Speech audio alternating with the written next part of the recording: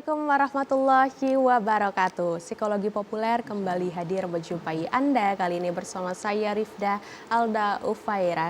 Super Friends, selamat datang di dunia kerja, terutama Super Friends yang masuk ke generasi Z, di mana dunia kerja ini dunia yang menonjolkan kemandirian tentunya, namun juga dunia yang memiliki tantangan tak terduga. Oleh sebab itu hari ini kita akan membahas secara lebih dalam ya, memahami lebih dalam terkait dengan dinamika psikologis di dunia kerja terutama untuk generasi Z.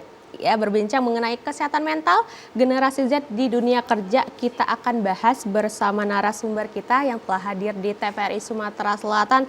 Tentunya dari Himpunan Psikologi Indonesia Wilayah Sumatera Selatan ada Ibu Intan Lestari SPSI Psikolog. Selamat datang Ibu Intan di TVRI Sumatera Selatan. Ya. Selamat sore Mbak Alda. Ini pertama kali ya Bu Intan ya ke TVRI. Betul. Semoga tidak gugup ya Ibu ya. Semoga kita bisa menjawab. Nanti juga ada pertanyaan dari Super Friends ya. Untuk itu kami juga mengajak tentunya Super Friends yang mau bertanya langsung saja telepon ke 0711311454 atau juga ke WhatsApp ke 082311981790. Kami nantikan karena juga temanya sangat menarik ya, terutama untuk Gen Z kan yang sekarang juga aktif di sosial media ya Bu Intan ya. Selain nanti nonton TV TVRI Sumatera Selatan, tentunya bisa streaming juga Bu TVRI Sumatera Selatan. Jadi bisa telepon maupun bisa WhatsApp ke kita ya kalau ada pertanyaan.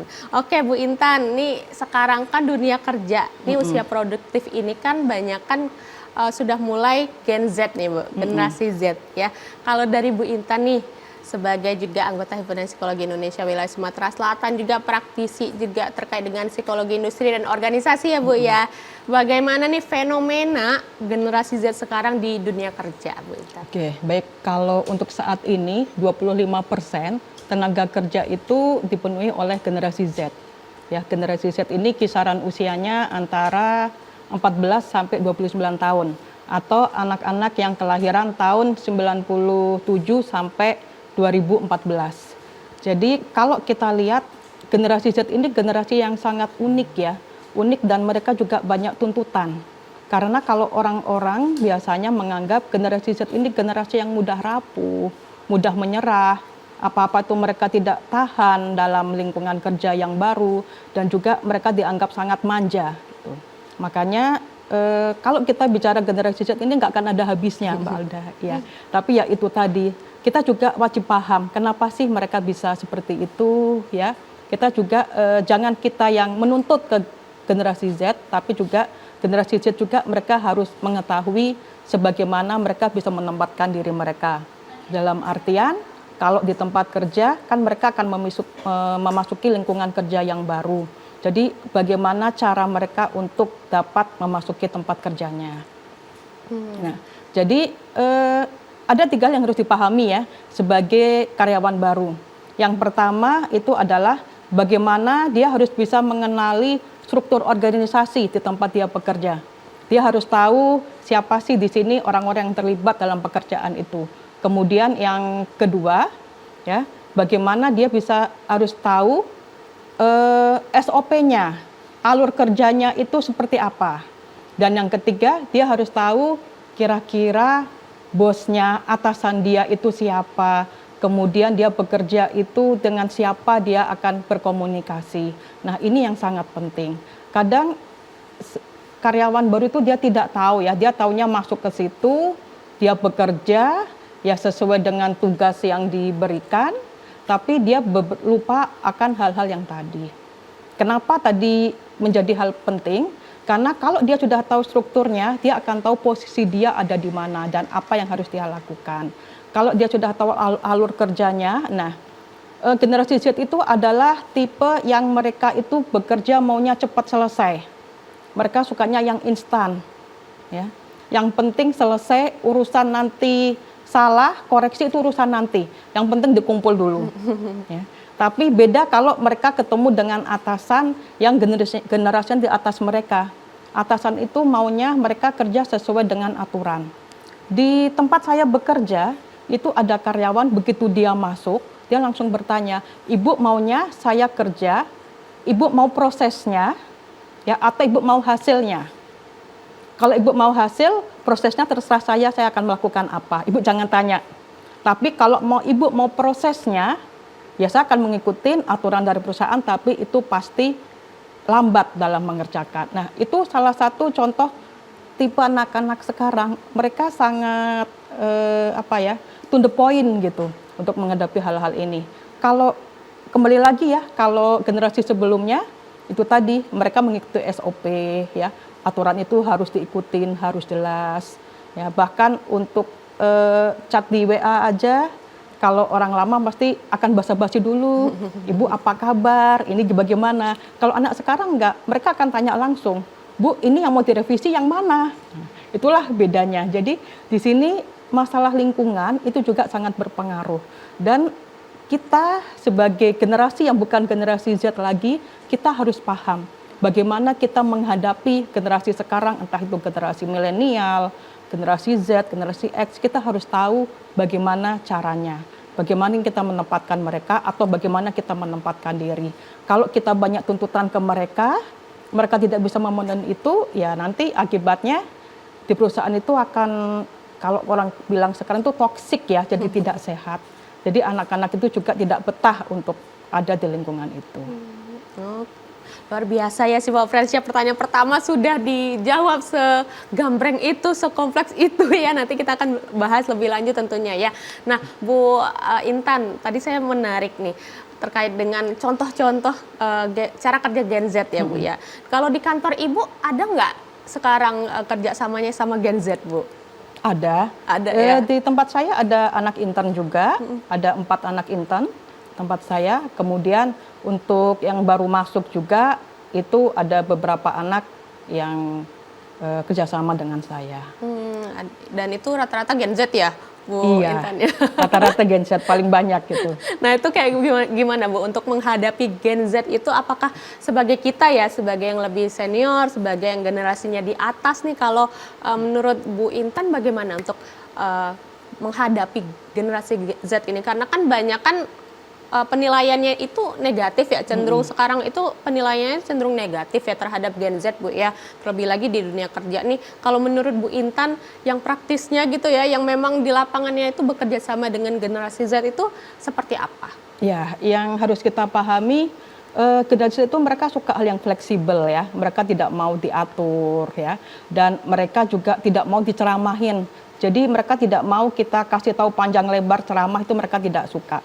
Mereka lebih suka kalau kita kasih contoh, kita kasih masukan, dan mereka juga ada kesempatan untuk memperbaiki. Tapi kalau kita ngomong panjang lebar, aduh itu sudah jauh sekali. Jadi kita tidak bisa samakan bagaimana pola pendidikan orang tua kita dahulu, ya, yang kesannya otoriter, dengan anak-anak sekarang yang mereka itu lebih suka yang demokratis. Berarti memang to the point gitu ya, demokratis itu saling komunikasi ya Bu ya. Komunikasi gitu ya. Itu memang sangat maunya penting. seperti apa, mau kita juga seperti apa, kita bertemu di tengah-tengah gitu ya Bu. Betul sekali Mbak. Oke. Nah kalau tadi juga pengalaman Bu Intan nih, ada anak intern, nah juga ada memang yang kerja tetap di situ ya Bu ya. Nah bedanya nih apa Bu? Memang sekarang fenomenanya kan banyakan memang anak intern ya sudah mulai aktif di organisasi, di perusahaan gitu. Nah itu kan sekarang juga masih Gen Z ya Bu ya, masih Gen Z ya. Nah itu seperti apa Bu perbedaannya antara memang kita intern gitu ya, walaupun memang istilahnya newbie juga ya Bu ya, lebih newbie lagi gitu. Nah dengan yang anak memang baru yang kerja tetap di suatu perusahaan itu berbedanya seperti apa, dan memang harusnya pembawaannya untuk masuk ke sebuah perusahaan itu seperti apa? Ya, kalau untuk yang intern ataupun yang masih baru itu kan sama-sama mereka baru ya. Mereka baru di tempat, di lingkungan kerja. Jadi bagaimana cara kita kalau menghadapi mereka, yaitu tadi kita dalam memberikan tugas itu harus yang jelas. Karena kalau anak-anak sekarang dalam mengerjakan pekerjaan yang diberikan itu instruksi harus benar-benar jelas. Ya, tidak bisa kita hanya kasih garis besar saja kemudian mereka kerjakan, atau kalau perlu kita juga perlu jadi role model, kita harus memberi contoh itu kepada mereka. Jadi juga seringkali kalau orang tidak memahami ya, anak-anak sekarang yang baru masuk lingkungan kerja, adanya adalah itu tadi, adanya tuntutan ya, dia harus memahami diri mereka, tapi mereka tidak bisa mengikuti, akhirnya itu tadi nanti komunikasinya jadi nggak bagus, jadinya bukan semakin kerjasama dalam pekerjaan semakin bagus, akhirnya malah bisa semakin menjauh. Malah tidak ketemu tujuan dari perusahaan itu apa, malah nggak akan ketemu, Mbak.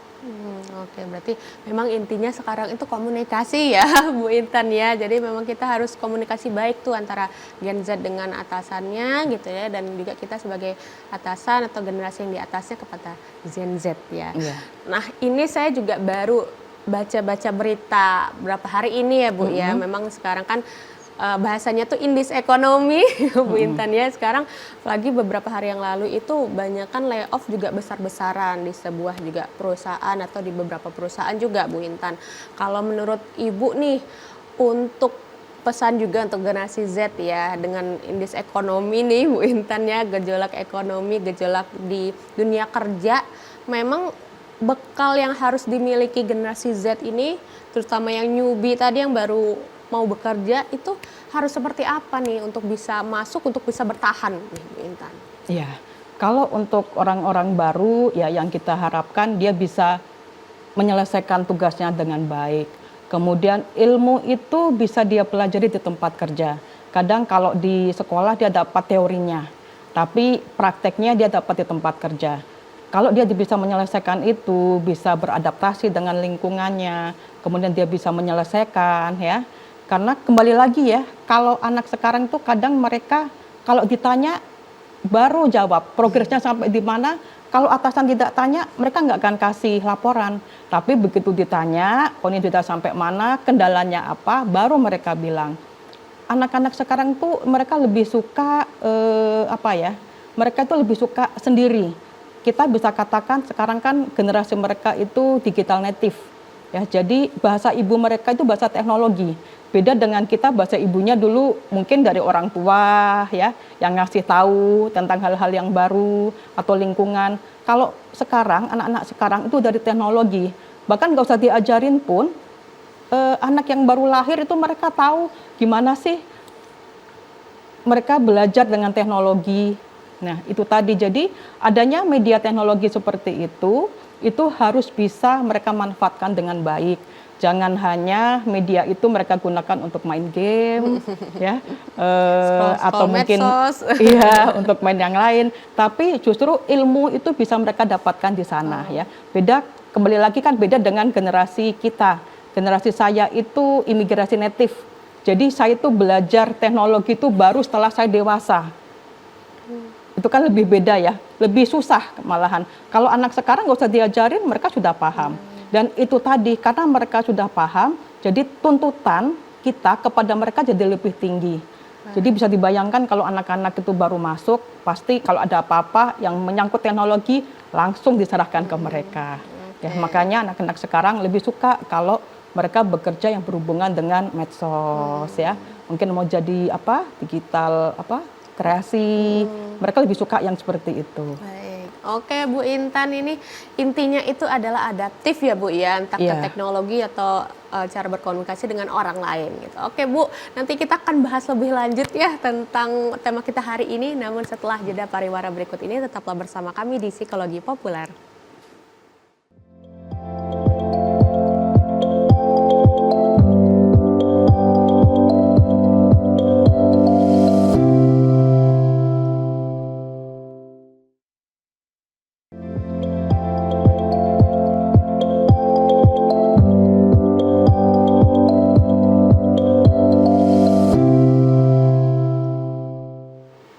Terima kasih Sipo Friends, Anda masih bersama kami dalam program Psikologi Populer yang hari ini membahas mengenai tema kesehatan mental generasi Z di dunia kerja bersama dengan Ibu Intan Lestari SPSI Psikolog selaku anggota Himpunan Psikologi Indonesia Wilayah Sumatera Selatan atau HIMSI Sumsel. Dan juga kami masih mengingatkan untuk Sipo Friends yang ingin bertanya seputar tema kita hari ini bisa langsung saja telepon ke 071131144 atau juga bisa ke WhatsApp ke 0823-1198-1790. Mungkin yang generasi Z yang kepo nih Bu ya, atau lagi ada permasalahan nih sekarang Bu, bisa WhatsApp ya Bu ya, mungkin bisa curhat colongan nih dengan Boleh, boleh. Bu Intan ya, mumpung Bu Intan lagi di TVRI Sumatera Selatan. Oke Bu, kita lanjutkan lagi ya Bu ya, terkait tadi kan kita membahas tentang apa sih yang harus dipersiapkan generasi Z saat awal-awal memasuki dunia kerja. Nah sekarang mungkin kita bahas terkait dengan gesekan antar generasi nih Bu ya di dunia kerja. Sekarang kan juga masih ada generasi baby boomers ya Bu ya. Terus generasi X, generasi milenial atau generasi Y, dan juga terakhir ini mulai ada generasi Z yang mulai produktif ya Bu ya, awal-awal masuk, dan juga mungkin sekarang udah ada yang di top manajemen, ada nggak ya Bu ya generasi Z sekarang?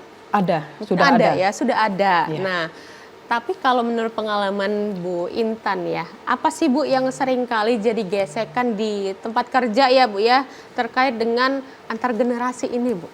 Biasanya Iya. apa? Baik, kembali lagi itu adalah biasanya di masalah komunikasi. Ya, komunikasi bagaimana dalam mereka menerima instruksi, menerima tugas, dan bagaimana atasan juga bisa menyampaikan instruksi itu dengan jelas dan dapat dipahami. Nah, untuk komunikasi itu sebenarnya bisa dijalin ya pada saat generasi Z ini memasuki lingkungan kerja. Itu caranya ya nggak ada salahnya ya, setelah kita selesai kerja, yuk ngopi-ngopi bareng atau mungkin makan siang bareng. Karena di situ kesempatan mereka untuk belajar dari seniornya. Dalam artian mereka bisa cari nih kira-kira informasi tentang pekerjaan, tentang bertanya. Karena kalau kita generasi Z ini kan tidak suka sesuatu yang formal ya. Kembali lagi mereka itu sukanya itu yang fleksibel, yang santai. Jadi itu adalah kesempatan mereka untuk belajar. Mungkin sambil ngopi, mungkin sambil makan, itu banyak informasi mereka dapatkan. Dan terus terang, kalau generasi Z ini biasanya mereka sudah mulai menjalankan misi sendiri. Dalam artian pada saat mereka mau ngapli surat lamaran, mereka kan sudah cari informasi tentang perusahaan, oh ini perusahaan apa. Nah, itu pun juga harus mereka lakukan pada saat mereka sudah masuk di dunia kerjanya. Kira-kira tugasnya seperti apa, kemudian atasan ini sifatnya bagaimana. Ya, kita bukan bicara gibah atau gosipin atasan ya, tetapi dengan kita tahu ya, setidaknya dengan kita tahu sifat atasan seperti ini, kita tahu bagaimana cara menempatkan diri kepada mereka. Saya bukan mengajarkan anak-anak ini untuk menjilat atasan, tapi bagaimana dia bisa menempatkan diri. Karena sekali lagi komunikasi dan juga dia harus memahami sebagai orang yang masuk ke lingkungan yang baru, lingkungan itu sudah ada, lingkungan kerja itu sudah ada, yaitu adalah orang yang baru itu yang harus bisa memahami lingkungannya. Oke, orangnya memang harus paham dengan lingkungan. Nah, itu statement dari Bu Intan ya. Berarti kita yang harus adaptasi tadi ya Bu ya, Iya, harus tahu betul. dengan lingkungan, harus adaptasi dengan lingkungan sekitar di mana kita berada tentunya ya Bu. Bu, ternyata sudah ada pertanyaan dari WhatsApp Bu Intan nih. Nggak ada nama sepertinya ya untuk pertanyaan pertama. Halo Kak, mau nanya, banyak Gen Z mengutamakan work-life balance. Apakah hal tersebut menunjukkan kesadaran akan kesehatan mental atau justru menurunkan daya juang dalam berkarir? Menarik nih pertanyaannya Bu Intan. Kita jawab satu-satu aja ya Bu ya. Oke, Silahkan boleh. Bu Intan. Ya, ini pertanyaannya sangat bagus ya. Karena kan work-life balance itu saat ini sangat dibutuhkan. Kita itu memasuki lingkungan kerja itu bukan semata-mata kita kerja, ngejar target, tugas selesai, dan itu berlangsung monoton terus-menerus, bukan seperti itu. Tetapi itu harus seimbang antara kebutuhan dengan tugas, kemudian spiritual, kemudian juga dengan secara kesehatan, itu juga perlu dipentingkan. Jadi kalau anak-anak sekarang sudah memikirkan ke sana, itu sudah sangat lebih bagus. Jadi dia sudah bisa mempersiapkan diri dari sekarang. Nah, sekarang apa sih yang bisa dilakukan untuk melakukan ini? Ya tentunya semuanya juga jangan berlebihan. Kalau dia akan berolahraga ya, work-life balance kan bisa apa saja ya. Salah satunya mungkin mau hangout, mau olahraga, itu juga jangan terlalu berlebihan. cukup seminggu 2-3 kali, dalam seminggu itu sudah cukup.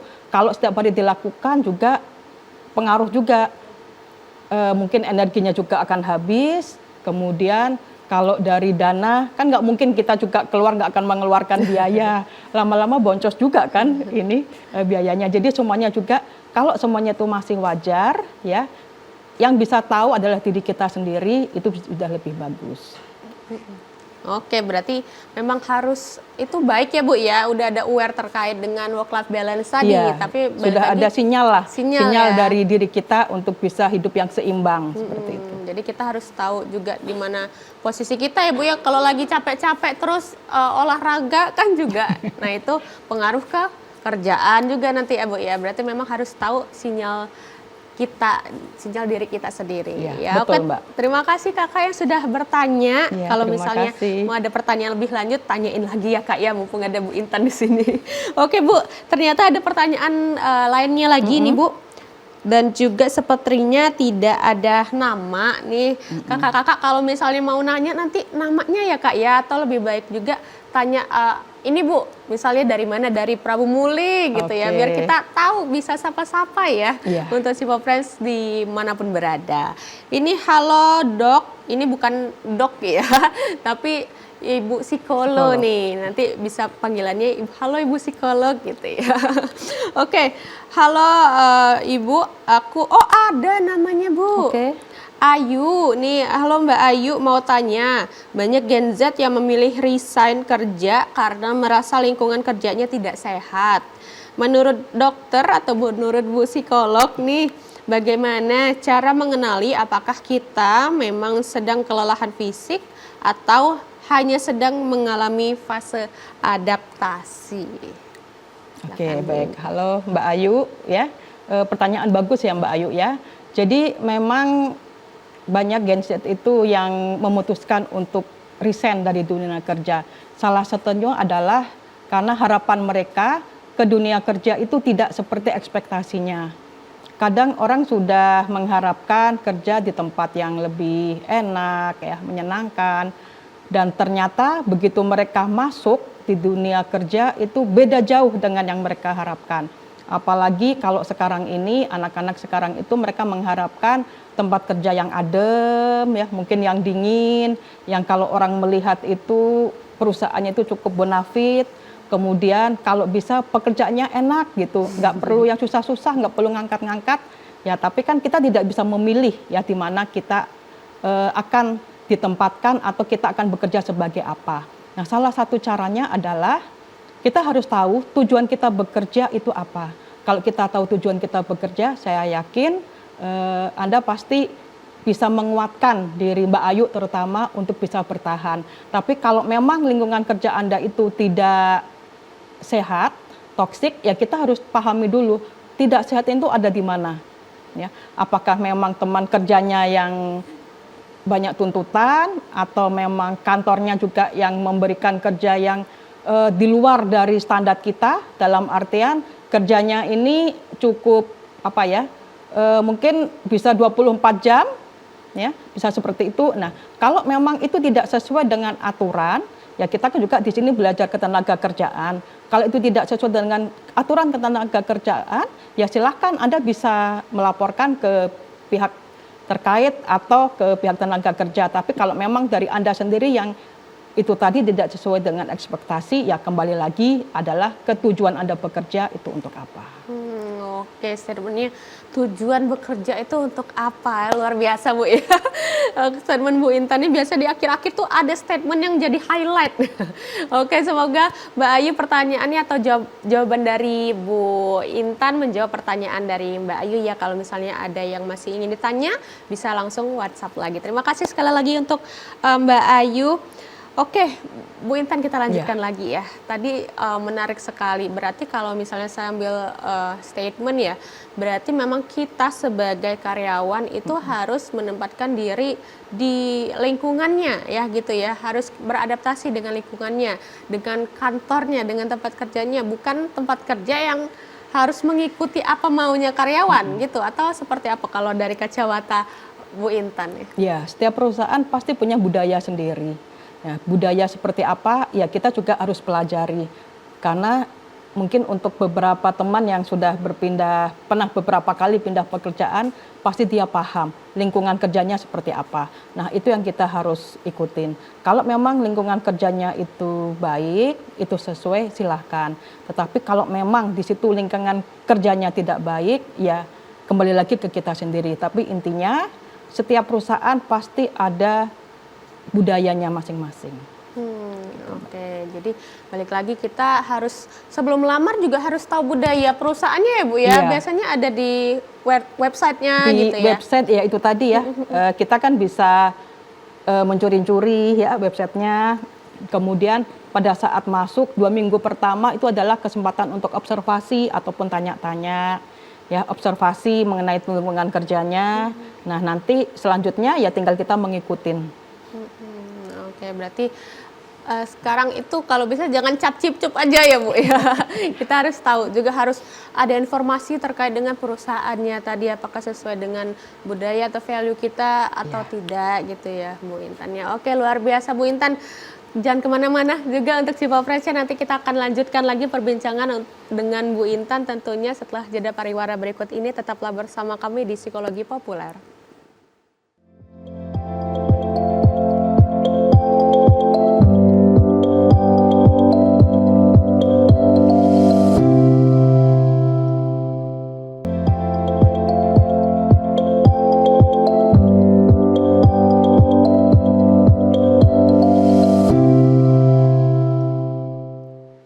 Terima kasih Sipa Friends, Anda masih bersama kami dalam program Psikologi Populer yang hari ini berbincang bersama Ibu Intan Lestari SPSI Psikolog selaku anggota Himpunan Psikologi Indonesia wilayah Sumatera Selatan, dan sedang berbincang mengenai tema yaitu kesehatan mental generasi Z di dunia kerja. Dan juga kami masih mengingatkan untuk Sipa Friends yang ingin bergabung, ingin bertanya seputar tema kita hari ini, bisa langsung saja telepon ke 0711311454, atau nih yang nggak punya pulsa nih Bu ya, biasa ada paket tapi nggak ada pulsa ya Bu ya, bisa WhatsApp ke 0823 1198 1790. Kami masih dinantikan untuk pertanyaan dari Sipa Friends tadi ya. Kalau saran saya sih namanya siapa, terus asalnya dari mana gitu ya Bu ya, biar kita bisa halo-halo nih untuk Sipa Friends dimanapun berada. Oke, Bu Intan, kita lanjut lagi nih Bu. Dunia pekerjaan kan, dunia kerja itu banyak tuntutan ya. Betul. Tadi Bu ya.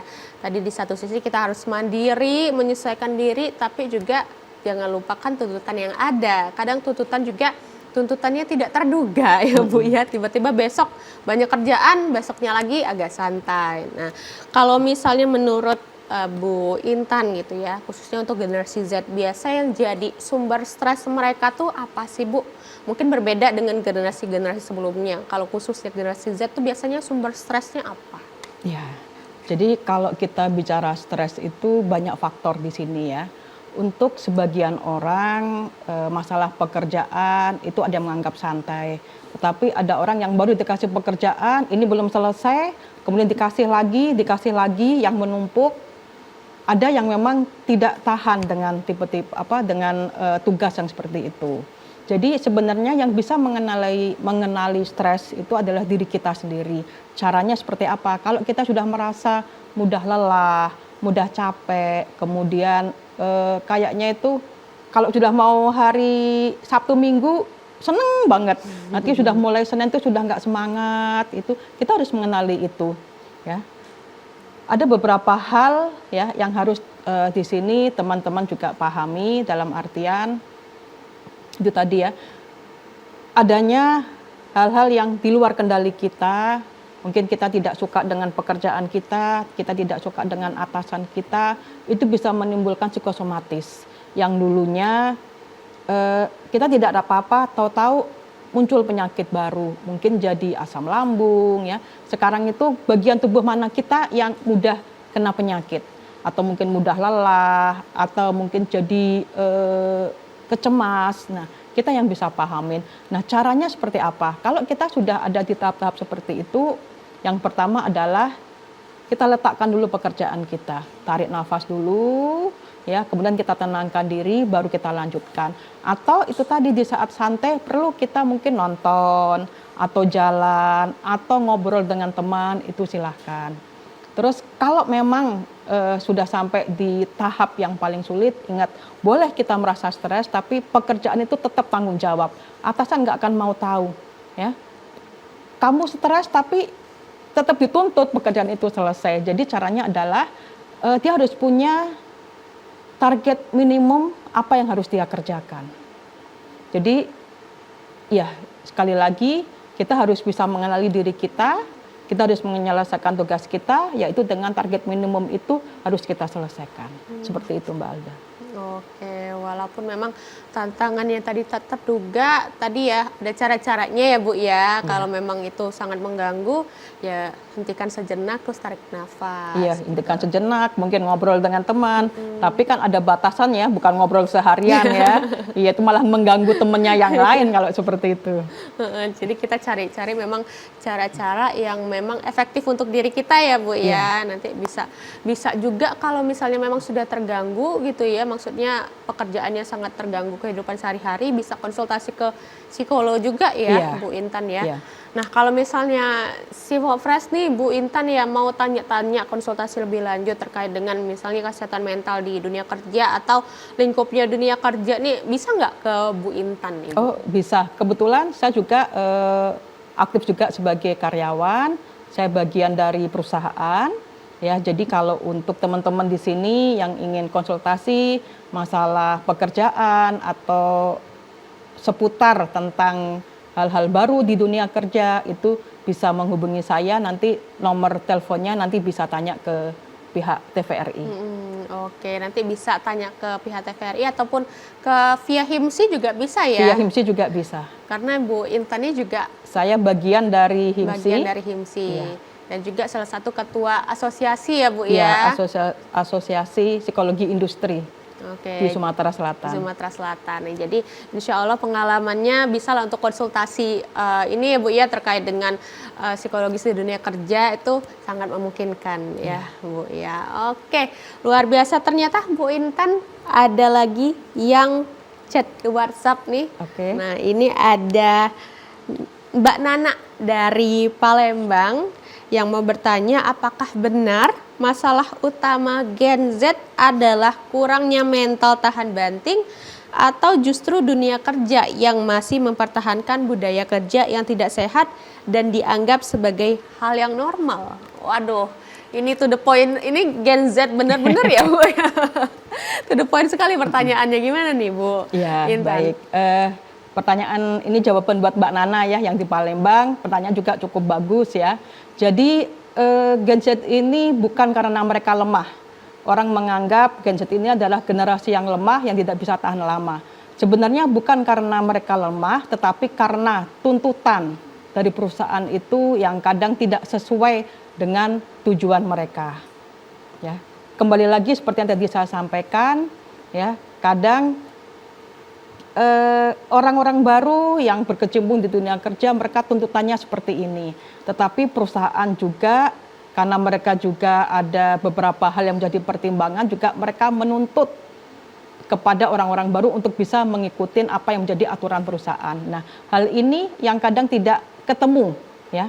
Itu tadi, tidak ketemu apa yang menjadi keinginan perusahaan, apa yang menjadi keinginan anak-anak baru, sehingga itu tadi jadinya kalau yang baru ini mereka memutuskan untuk menyerah, ya, jadinya stigma orang, apalagi sekarang ini pasti akan ditimpakan kepada memang Gen Z ini lemah, Gen Z ini mudah putus asa, Gen Z ini tidak bisa mengikuti aturan.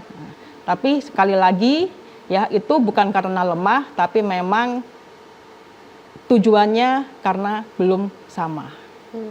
Oke, belum ketemu di tengah-tengah nih Bu Intan ya, antara keinginan organisasi perusahaan dengan keinginan kita sebagai dari karyawan itu sendiri gitu ya. Berarti nah itu yang jadi struggle juga ya Bu ya, untuk bertemu di tengah-tengah makanya itu ya. Pentingnya kita komunikasi ya. Kita harus tahu apa sih yang perusahaan harapkan sebagai orang baru dan bagaimana mereka harus menyesuaikan. Nggak ada salahnya bertanya kepada yang senior atau yang lebih pintar, apakah apa yang sudah dia kerjakan sudah benar atau tidak. kalau memang ada yang kurang, ya itu tadi apa yang harus diperbaiki. Nah, kembali lagi, kadang orang itu malas untuk bertanya. Gen Z ini bukan tipe orang yang suka bertatap muka langsung, tetapi mereka lebih lancar kalau komunikasinya itu via chat atau via Internet gitu internet. ya. Iya, mereka Iya. lebih lancar di situ dibandingkan mereka harus ketemu langsung dengan orang lain. Oke, enakan via daring gitu ya Bu ya, Iya. daripada luring atau offline gitu ya, Iya, enakan betul. online gitu. Padahal kalau untuk tipe-tipe pimpinan lebih enak mereka menjelaskan langsung ya. Karena kan kalau dengan chat itu kayaknya lebih panjang ya, dan kadang itu tidak langsung kepada maksudnya. Itu tapi kalau kita ketemu langsung itu bisa lebih jelas. Oke, jadi intinya itu kita sebagai karyawan harus mau belajar gitu ya Bu ya, dengan atasan, dengan generasi di atas, dan juga kita juga sebagai generasi di atas atau lebih senior juga harus Memahami yang harus ada di bawahnya. gitu ya Bu ya, harus Ya, kasih supaya feedback, tujuan dari memahami. perusahaan itu bisa dicapai bersama-sama. Oke, jadi tujuan bersama juga tercapai ya Iya. Bu Intan ya. Terima kasih Mbak Nana di Palembang. Ada lagi pertanyaan nih Bu Intan. Ini dari Bapak Umar di Sako. Halo Bu Intan, saya seorang kakek 77 tahun, punya 6 cucu. Ada yang sudah kerja, ada yang masih sekolah. Mereka itu kadang sulit diajak ngobrol, sibuk dengan dunianya sendiri. Bagaimana menghadapi situasi seperti itu? Terima kasih. Ini masalah bersama ya, ya Bu ya, dengan anak-anak zaman sekarang nih. Seperti apa nih Bu Intan? Ya, apa kabar Pak Umar ya? Sehat-sehat terus ya Pak Umar ya. Jadi memang itu tadi Pak, kadang dunia Bapak dengan anak cucu itu memang sudah beda. Kalau kita lihat generasinya juga cukup jauh ya. Lompatannya itu bukan satu lompatan lagi. Saya kira mungkin Bapak sudah di baby boomer, padahal sekarang ini sudah generasinya sudah sangat jauh. Jadi memang perlu adanya penyesuaian diri. Caranya seperti apa? Ya mau tidak mau, ya itu tadi dengan komunikasi, atau Bapak bisa mencari jalan pada saat mereka santai, kita bisa ngobrol. Sekali lagi Pak, untuk anak-anak sekarang itu tidak bisa kita melakukan dengan cara yang formal. Kadang kita harus masuk ke dunia mereka. Mungkin ya dengan cara keluar ya, atau ikut seperti apa, mereka mau ngajak ngobrol di mana, mau di kafe atau apa, itu bisa seperti itu. Dan pelan-pelan, tidak bisa kita mengharapkan mereka berubah, tapi harus pelan-pelan. Bapak juga harus kasih masukan sedikit demi sedikit ya. Kalau mereka sudah mulai mendengar Bapak, saya rasa juga sedikit demi sedikit akan ada perubahan. Tapi memang harus bersabar Pak. Sekali lagi, tidak bisa kita menggunakan cara dahulu ditembakkan kepada anak-anak sekarang. Oke, mulai dari misalnya kirim-kiriman video reels atau TikTok itu bisa ya Bu Intan ya? Bisa ya? Bisa. Bahkan kalau anak sekarang kan biasa pakai ini ya, pakai HP ya. Mau minta ongkos saja bukan ngomong langsung. Iya, anak sekarang mau minta ongkos saja sudah WA, "Ma, minta ongkos" gitu. "Ma, aku mau keluar." Kalau dulu kan enggak. Dulu kan memang harus ketemu, harus salim ya. Kalau sekarang ya itu tadi. Nah, mungkin Bapak juga bisa dengan cara-cara seperti itu. Jadi sekali lagi ya, kalau untuk berubah langsung tidak bisa, tapi sedikit demi sedikit sudah mulai dirubah caranya. Oke, terima kasih Pak Umar di Sakok atas pertanyaannya, semoga menjawab ya. Kalau ada pertanyaan lebih lanjut nanti bisa WhatsApp lagi ya. Siap Bu Intan untuk menjawab Siap, ya. siap Pak Umar. Oke Bu Intan, kita akan lanjut. Namun setelah jeda pariwara berikut ini tetaplah bersama kami di Psikologi Populer.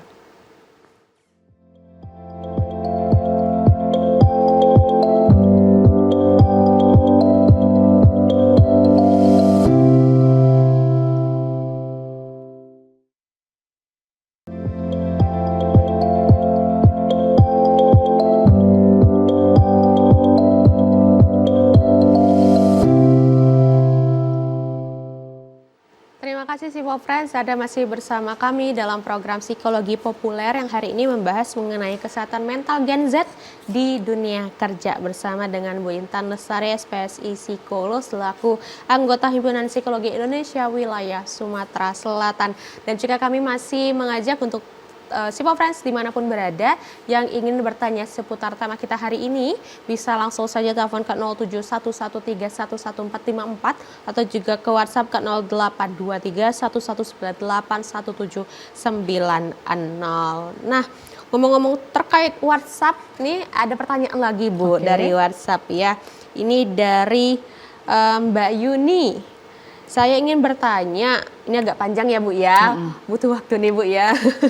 Saya ingin bertanya bagaimana cara menghadapi rasa takut gagal atau takut melakukan kesalahan saat baru memulai karir. Soalnya saya pernah berada di situasi di mana saya sering disalahkan atas sesuatu yang sebenarnya bukan saya yang melakukannya. Pengalaman itu membuat saya jadi takut mengambil keputusan, takut berbuat salah dan rasa takut tersebut terbawa sampai sekarang di dunia kerja.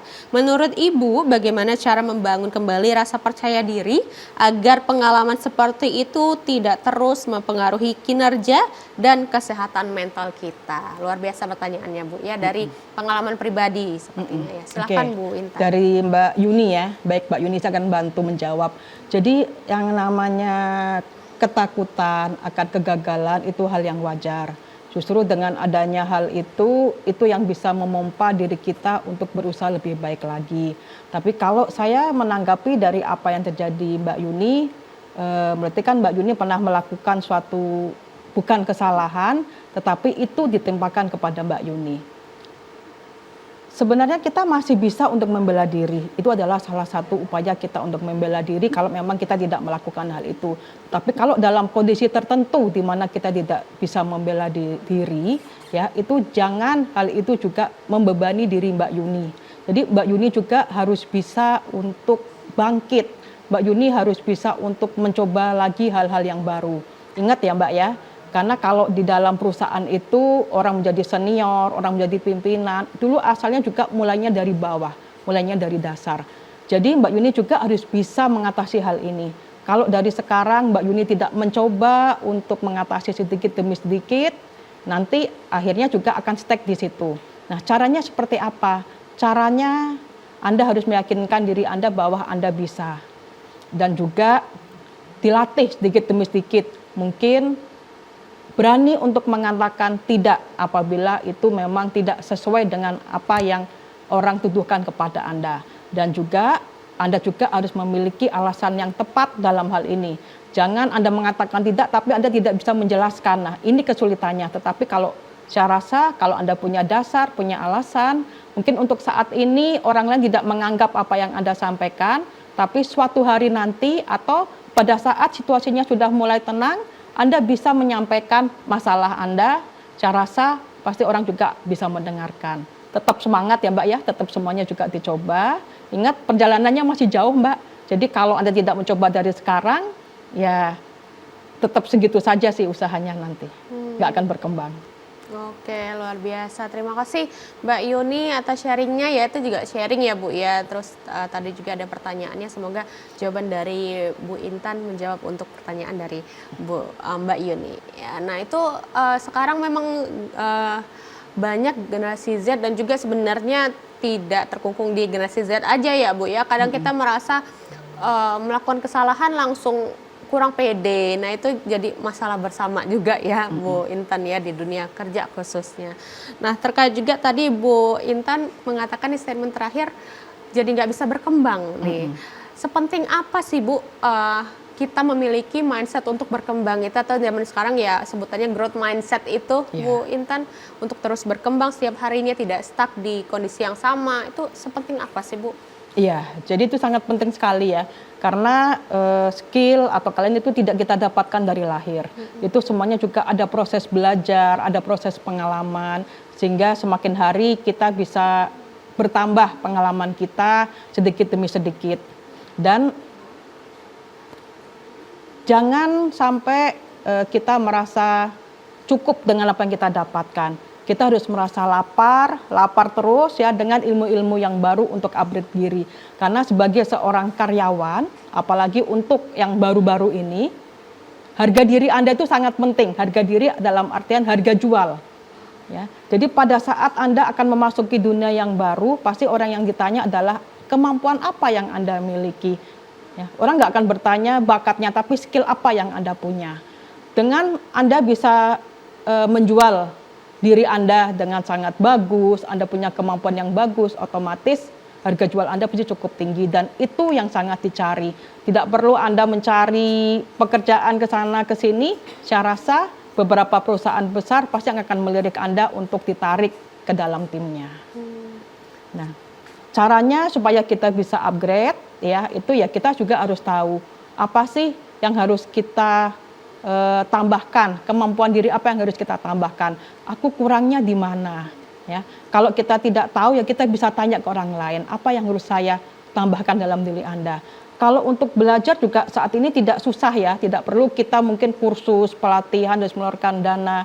Sekarang juga banyak di medsos itu webinar ataupun ada pelatihan-pelatihan, bahkan ada yang gratis, ada yang berbayar. Kita bisa cari dengan pelatihan-pelatihan yang gratis dan itu saya rasa juga sangat mudah sekali kita dapatkan. Nah, di situ bisa diambil ilmunya.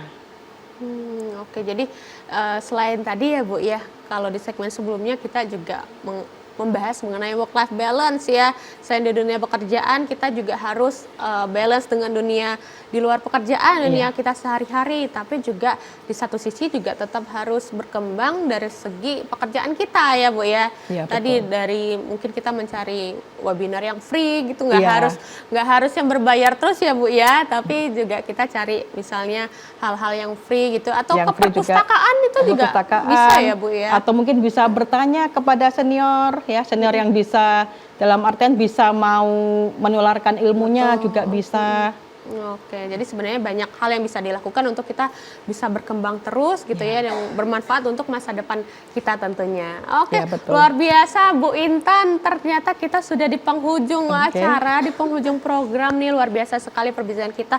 Mungkin di akhir nih ada kata-kata spesial nih mungkin ya Bu ya dari Bu Intan untuk generasi Z khususnya ya di dunia kerja, silakan. Oke, baik. Jadi kesehatan mental itu bukan sebagai suatu kelemahan ataupun kelebihan bagi seseorang, tetapi itu adalah sebuah produktivitas jangka panjang yang harus kita raih, kita capai, supaya pada saat kita memasuki dunia kerja, kita bisa bertahan, kita bisa memberikan yang terbaik, dan juga sekali lagi orang lain bisa menilai Anda lebih daripada yang lain.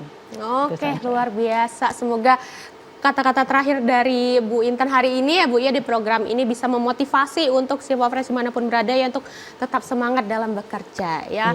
Oke, terima kasih sekali lagi untuk Bu Intan Lestari SPSI Psikolog ya telah hadir di TVRI Sumatera Selatan. Semoga nggak kapok ya Bu ya, mungkin tema-tema lainnya di dunia kerja bisa dibawakan ke sini. Insya Allah. Terima kasih Bu Intan sekali lagi. Dan Siva Friends, kalau dari saya ya kepada generasi Z yang sedang berjuang nih, kalian berhak atas tempat kerja yang aman secara mental dan kalian berhak juga untuk berkembang tanpa harus mengorbankan diri sendiri. Saya Rifda Alda Ufairah dan kru yang bertugas pamit undur diri. Wassalamualaikum warahmatullahi wabarakatuh.